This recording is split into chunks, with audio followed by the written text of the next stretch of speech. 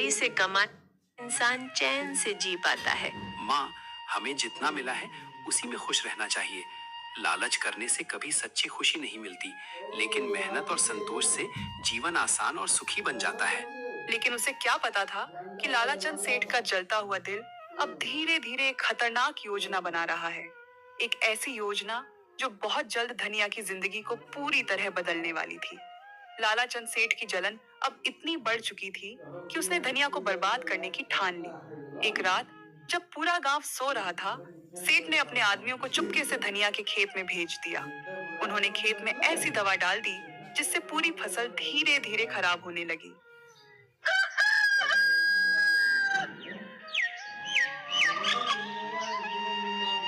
सुबह जब धनिया खेत पर पहुंचा तो उसकी आंखें फटी की फटी रह गईं। हरी भरी खड़ी फसल पीली पड़ चुकी थी। कई पौधे सूख गए थे। वह घुटनों के बल बैठ गया। हे ईश्वर, ये क्या हो गया?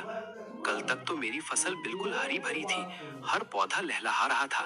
मैंने कितनी मेहनत से इस खेत को सींचा था, दिन रात इसकी देखभाल की थी। फिर अचानक एक ही रात में सब कुछ कैसे बदल गया? मेरी सारी मेहनत, मेरी सारी उम्मीदें क्या सब यूं ही खत्म हो जाएंगी? इतने में गांव के कुछ लोग ये खबर सुनकर वहां आ गए।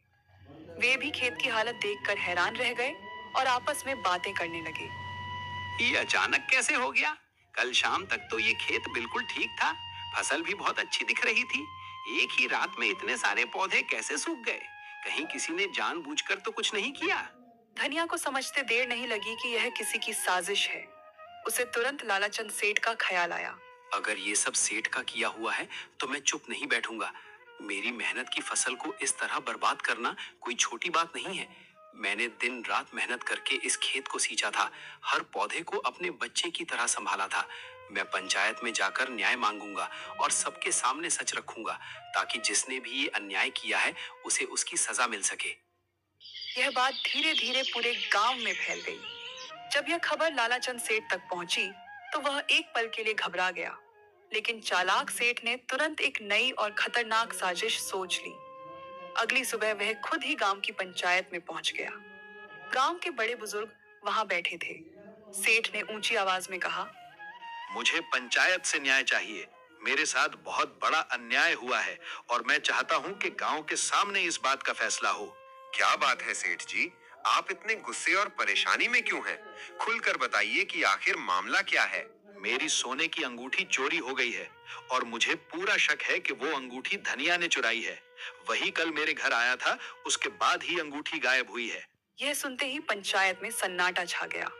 उसी समय किसी ने धनिया को बुला लिया। धनिया अपनी बूढ़ी माँ और बेटी गौरी के साथ वहां पहुंचा। धनिया, सेठ कह रहा है कि उसकी सोने की अंगूठी तुमने चुराई है। क्या ये सच है?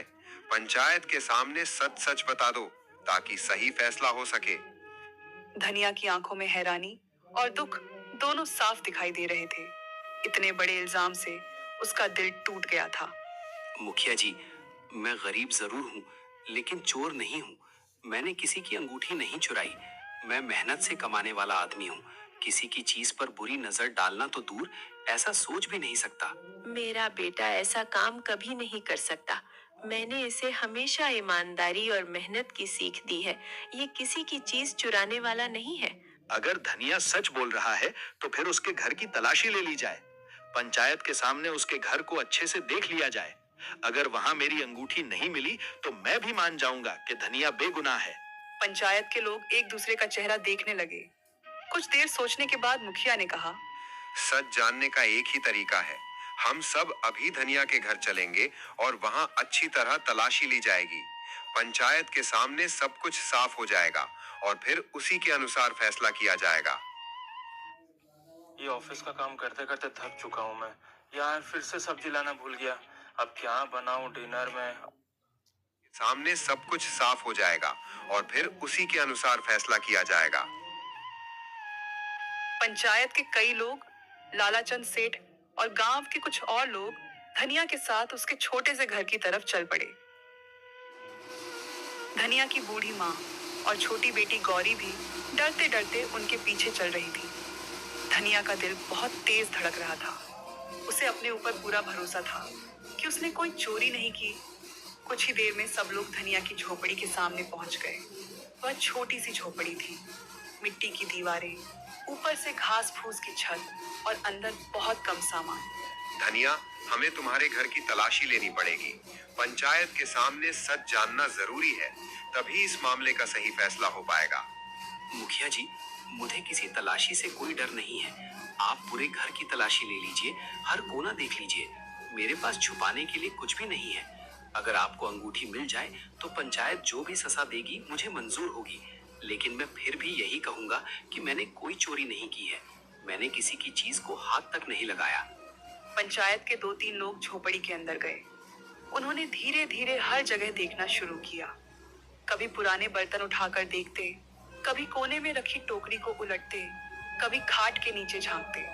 धनिया बाहर खड़ा सब देख रहा था। उसकी माँ ईश्वर का नाम जप रही थी। कुछ देर तक तो कुछ भी नहीं मिला। धनिया के दिल में थोड़ी उम्मीद जागने लगी, लेकिन तभी एक आदमी ने अचानक जोर से आवाज लगाई। रुको, यहाँ कुछ चमक रहा है, जरा देखो तो सही। अरे, ये तो सोने की अंगूठी है। एक पल के लिए पूरा माहौल सन्न रह गया। देखा, मैंने कहा था ना, यही चोर है। अब सबके सामने सच आ गया। अंगूठी इसके ही घर से मिली है। नहीं, ये अंगूठी मेरी नहीं है। मैंने इसे कभी नहीं देखा। मुझ पर झूठा इल्जाम लगाया जा रहा है। ये झूठ है। मेरा बेटा ऐसा नहीं कर सकता। किसी ने जानबूझकर हमारे घर में ये अंगूठी रखी है ताकि धनिया को बदनाम किया जा सके। लालाचंद सेठ के चेहरे पर तुरंत नकली हैरानी आ गई, लेकिन अब पंचायत के लोग एक दूसरे की तरफ देखने लगे, क्योंकि अंगूठी सच में धनिया के घर से मिली थी। अब तो सबूत भी मिल गया। ऐसे आदमी को हमारे गांव में रहने का कोई हक नहीं है। जो चोर है उसे सख्त सजा मिलनी चाहिए, ताकि दूसरे भी डरे। मैंने चोरी नहीं की, मुझ पर भरोसा कीजिए। मैं कभी किसी की चीज नहीं चुराऊंगा। ये सब झूठा इल्जाम है।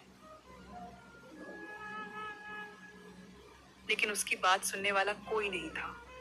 गांव वाले लालाचंद की तरफ देखकर सिर हिला रहे थे और किसी ने धनिया की ओर ध्यान ही नहीं दिया। अगर आज ऐसे चोर को सजा नहीं मिली तो कल कोई भी आदमी चोरी करने लगेगा। गांव की शांति और नियमों की रक्षा के लिए मैं इसे बर्दाश्त नहीं कर सकता। कोई भी ऐसा काम करे तो उसका अंजाम यही होना चाहिए, ताकि बाकी लोग सबक सीखें। ऐसे आदमी को गांव से निकाल देना चाहिए। इसे यहाँ रहने का कोई हक नहीं। धनिया, पंचायत के सामने ये मामला बहुत गंभीर है। तुम्हारे घर से अंगूठी मिली है और यही सबसे बड़ा सबूत माना जा रहा है।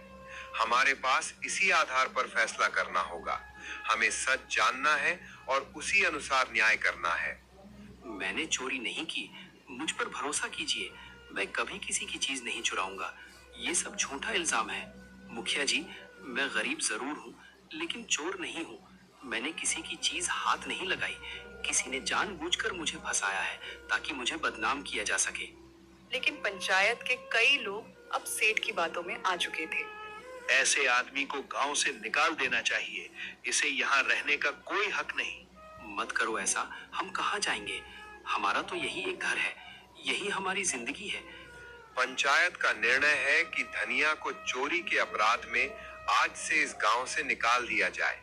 ये फैसला गांव की शांति और कानून के लिए लिया गया है। यह सुनते ही धनिया जैसे पत्थर का बन गया। उसकी माँ की आंखों से आंसू बहने लगे। गौरी रोने लगी। धनिया, तुम्हें आज ही इस गांव को छोड़ना होगा। अब से इस गांव में तुम्हारा कोई हक या अधिकार नहीं रहेगा, ना खेतों पर, ना पानी के स्रोतों पर, ना किसी भी गांव की किसी सुविधा पर। ये कठिन निर्णय है, लेकिन पंचायत के आदेश के मुताबिक इसे मानना ही पड़ेगा।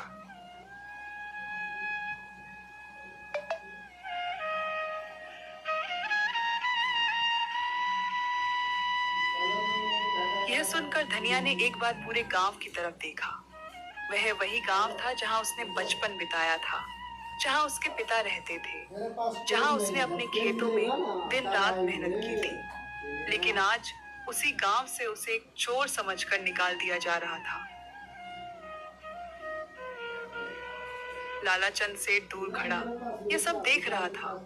उसके चेहरे पर एक हल्की संतुष्टि भरी मुस्कान थी, क्योंकि उसकी साजिश सफल हो चुकी थी। शाम होते होते धनिया ने अपनी झोपड़ी से थोड़े बहुत सामान बांध लिए उसकी माँ और गौरी उसके साथ खड़ी थी। तीनों धीरे धीरे गांव से बाहर निकलने लगे। सूरज ढल रहा था और सामने घना जंगल दिखाई दे रहा था। उन्हें नहीं पता था कि अब वे कहाँ जाएंगे, लेकिन किस्मत उन्हें धीरे धीरे उसी जंगल की रहस्यमयी गुफा की तरफ ले जा रही थी, जहां से उनकी जिंदगी की कहानी एक बिल्कुल नया मोड़ लेने वाली थी। तीनों दर दर भटकते हुए जंगल के रास्तों पर चल रहे थे।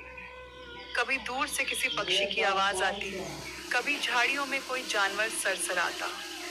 धनिया बार बार पीछे मुड़कर गांव की तरफ देखता, लेकिन अब वहां